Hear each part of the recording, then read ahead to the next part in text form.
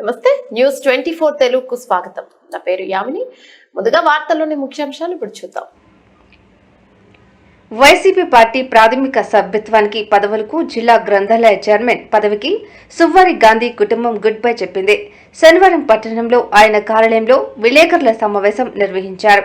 ఈ సందర్భంగా మాట్లాడుతూ రాష్ట్ర ముఖ్యమంత్రి వైఎస్ జగన్మోహన్ రెడ్డి రానున్న సార్వత్రిక ఎన్నికల్లో పోటీ చేసే శాసనసభ్యుల అభ్యర్థుల జాబితాను ప్రకటించారని, అందులో ఆమదాల వలస నుండి తమకు చోటు దక్కకపోవడం తీవ్ర ఆవేదనకు గురై వైసీపీ పార్టీకి రాజీనామా చేస్తున్నట్లు తెలిపారు. గతంలో తమకు టికెట్ ఇస్తామని మాట ఇచ్చి మాట తప్పారని, దీంతో తీవ్ర ఆవేదనకు గురయ్యామని అన్నారు. మన ఆమదాల వలస నియోజకవర్గానికి కూడా అభ్యర్థిని ప్రకటించారు. అయితే ఈ అభ్యర్థి ప్రకటన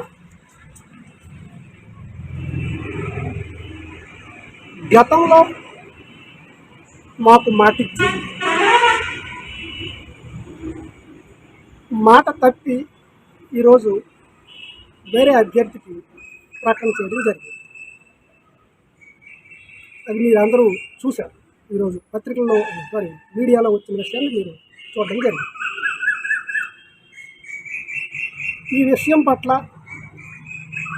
మేము తీవ్రంగా ఆవేదనకు గురి కావడం, దిగ్భ్రాంతికి గురి కావడం జరిగింది. 2012లో వైఎస్ఆర్ కాంగ్రెస్ పార్టీ ఆవిర్భావించిన తర్వాత పార్టీలో మేము చేరడం, గడిచిన 12 సంవత్సరాలుగా పార్టీకి చిత్తశుద్ధితో పనిచేయడం, ఆమదాల వలస నియోజకవర్గంలో పార్టీ గెలుపుకు మా స్థాయికి మించి కష్టపడి ప్రాణాలను సైతం లెక్క చేయకుండా హత్య రాజకీయాలు జరిగిన సందర్భంలో కూడా పార్టీ కోసం కష్టపడడం జరిగింది. ఆ విషయం కూడా మీ అందరికీ తెలిసిన విషయం.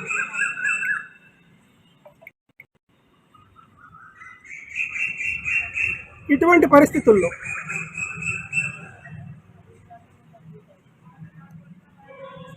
ప్రస్తుతం ప్రకటించిన అభ్యర్థి విషయాన్ని ఒకసారి పరిశీలించిన పార్టీని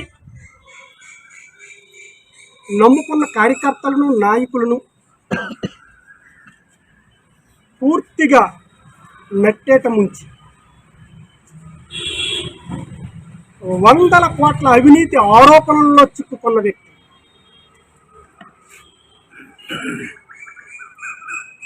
దొంగ సర్టిఫికేట్ల వ్యవహారంలో ఆరోపణలు ఎదుర్కొంటున్న వ్యక్తి, భూ కబ్జాలు, ఇసుక మాఫియాలో 5 సంవత్సరాలు కొట్టుమిట్టాడుతున్న వ్యక్తి,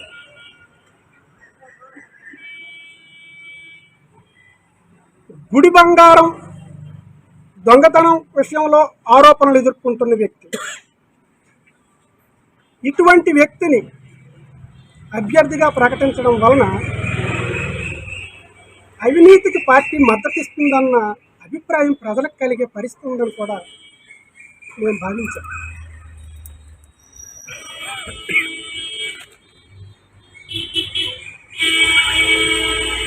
అదే సందర్భం